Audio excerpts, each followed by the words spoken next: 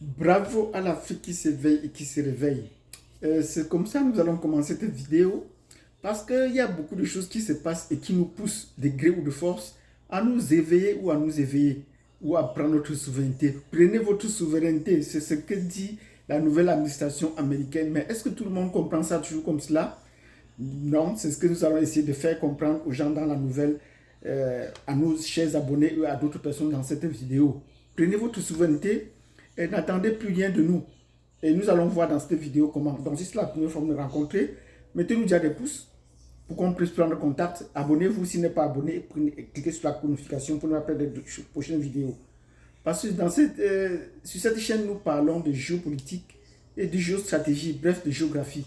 Donc, c'est important qu'on essaie de comprendre ce qui se passe autour de nous au jour le jour, et particulièrement sur notre continent.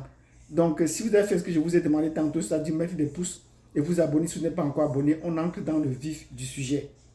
L'administration américaine nous dit, prenez votre souveraineté, vous n'avez pas besoin de vous battre pour cela, prenez-la. De toutes les façons, nous n'allons plus vous soutenir. Parce que nous avons longtemps expliqué, certaines personnes ont longtemps expliqué, nous aussi, que le support ou l'aide que les Occidentaux nous apportent est un frein ou un piège à notre développement ou à notre épanouissement. Les gens ne nous ont pas compris. Quand ils vous apportent de l'aide, c'est une aide qui nous empêche de nous épanouir. Nous allons prendre le cas des bourses d'études. Parce que là, ça permet le vol des cerveaux. Quand un pays vous offre des bourses d'études, non seulement il y a un transfert d'argent parce que vous payez ces études très chères, des études que vous ne pouvez pas payer pareil en Afrique, pour partir aux États-Unis, pour partir en France, pour partir en Angleterre, vous payez. Or, sur place, vous ne pouvez pas payer autant. Mais les gens sont prêts à se sacrifier autant pour aller à l'étranger. Et quand ils y vont, ils reçoivent les formations, mais ils ne reviennent pas.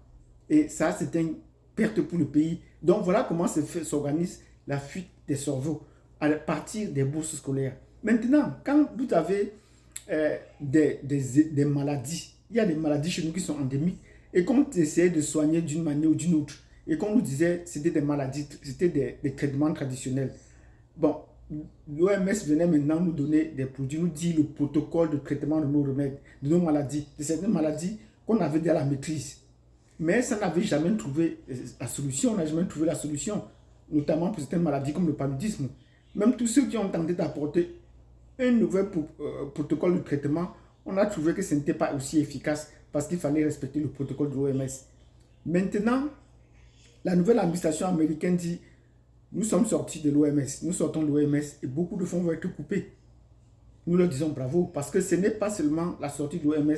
Les organisations internationales vont s'éteindre ou les ONG vont s'éteindre les uns après les autres. Parce que sous le premier mandat, l'administration américaine avait déjà quitté l'UNESCO. Voilà maintenant qu'il s'ajoute l'OMS et bien d'autres organisations vont suivre le pas. Elle ne fait pas seulement ça pour les organisations au niveau mondial. Les États-Unis font pareil pour leurs propres organisations. Et en fermant la porte de USAID for Africa à travers le monde, et le cas de l'Afrique, ça, on nous coupe là une bouffée d'oxygène. Oui, c'est une pilule peut-être difficile à avaler pour la plupart, mais ce ne serait que pour un certain temps. Ce ne serait que pour un certain temps. Parce que là, maintenant, il y a beaucoup de gens qui vont, peut-être que la sélection naturelle va se faire.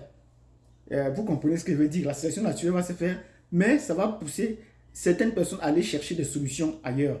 Déjà pour les malades, ça va les pousser à chercher des solutions ailleurs ou de retourner aux sources. Et pousser même, ça donne une opportunité aux hommes d'affaires de pouvoir investir dans nos traitements chez nous. Et ça peut être une bouffée d'oxygène sur le plan économique. Pourquoi est-ce qu'on doit toujours renflouer les systèmes pharmaceutiques étrangers, payer tous leurs remèdes? Ça peut donc donner une opportunité. Donc nous disons bravo à l'Afrique qui va s'éveiller. Est-ce que les gens vont rester tranquilles et se voir mourir? Non. Nous avons longtemps combattu une certaine éducation qu'on voulait inculquer à nos enfants. Cela a connu un frein parce que l'administration américaine, lors de son premier mandat, avait quitté l'UNESCO. Et ça a coupé cela. Actuellement, quand on nous parle de certains types de genres ou de certains comportements qu'on pourrait infliger sur soi, on nous dit qu'il n'y a que deux genres désormais. Donc tout ce qui est entre ou au-delà, ça ne pourrait pas fonctionner. Et c'est ce qu'on se combat depuis en Afrique pour dire les Africains, ça n'entre pas dans nos valeurs, dans nos habitudes. Donc désormais, nous avons à nous regarder nous-mêmes et à faire des choses à notre propre façon. quand on n'a plus des organisations pour financer ou pour freiner le système d'avancement de notre développement, de notre environnement. Donc, l'USAID s'en va et ça ne s'arrête pas là. La CIA aussi, aux États-Unis, va mettre la clé sous le paillasson. Ils n'ont pas encore mis la clé sous le paillasson, mais on force tous les anciens dirigeants, tous les dirigeants actuels à pouvoir quitter leur travail parce qu'il s'agit, on va procéder à une restructuration de ces systèmes. Donc, vous comprenez, les USAID ne veut pas seulement ne financer pas seulement les nouvelles cultures, les nouvelles valeurs que l'Europe voulait nous imposer, mais ils contribuaient également à contrôler le système politique à travers le monde et à taire tout ce qui était sur place et qui pouvait procéder de l'émulation. Quand vous parlez d'un traitement, d'une forme de traitement, quelques années après, on trouvait que vous n'étiez plus. Et il y a beaucoup de gens qui ont proposé des traitements qui étaient efficaces, même des hauts dignitaires de haut rang qui ont dit voilà une façon de procéder qui est très efficace. Mais on a dit, quelques années après, on a compris qu'ils sont morts et leur système de traitement a carrément été mis de côté.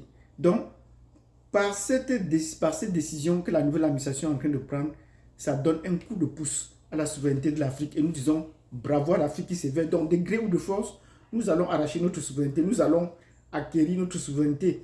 Et de ce coup, la nouvelle en Afrique, c'est que avec la fermeture de USAID, il y a déjà beaucoup de gouvernements qui sont déjà secoués. Et surtout dans le monde anglophone. Beaucoup de pays, de peuples sont déjà en train de proposer la semaine prochaine des marches pour que les gouvernements essaient de voir. Parce que quand nous payons ces taxes-là, ça nous revient plus cher, il serait question maintenant que les peuples crient la vie chère. Et il y a des soulèvements qui sont programmés la semaine prochaine dans beaucoup de pays anglophones en Afrique, au sud du Sahara, en commençant par le Kenya. Donc, le pays va entrer dans une nouvelle phase de turbulence, où les Africains vont entrer dans une nouvelle phase de turbulence qui sera la phase décisive pour notre souveraineté, non pas seulement sur le plan politique, mais également sur le plan économique, culturel, bref, pour notre souveraineté globale et à nous de nous prendre en charge. Donc, si vous avez apprécié cette vidéo dans laquelle nous disons bravo à l'Afrique qui s'éveille et qui se réveille, nous fêtons ici l'Afrique de la Renaissance, comme le montre le titre. Les événements actuels concourent à l'épanouissement de l'Afrique dans un futur proche. L'Afrique continue de s'éveiller et de se réveiller. Non pas seulement de l'extérieur, mais les événements aussi à l'extérieur sont en train de le prouver. Désormais, les États-nations, c'est eux qui vont prendre, pas plus les organisations. Depuis que la nouvelle administration a pris fonction, vous n'avez plus compris les organisations parler. L'Organisation d'unité africaine, l'Union européenne, on ne veut plus comprendre parler de ces organisations-là. Même ici en Amérique du Nord, l'ALENA, les États de l'Amérique de libre-échange entre Nord-Américains, n'a plus cours. On ne parle plus de ça. Au contraire, on menace même de rompre et de voir comment les restructurer. Donc les organisations au niveau sous-régional et non régional sont en train de vouloir s'éteindre au fur et à mesure. Donc si vous avez apprécié cette vidéo, mettez-nous des pouces, mettez-nous de nombreux pouces. Et surtout, cliquez sur la notification pour bénéficier de la prochaine vidéo. Merci et à tantôt.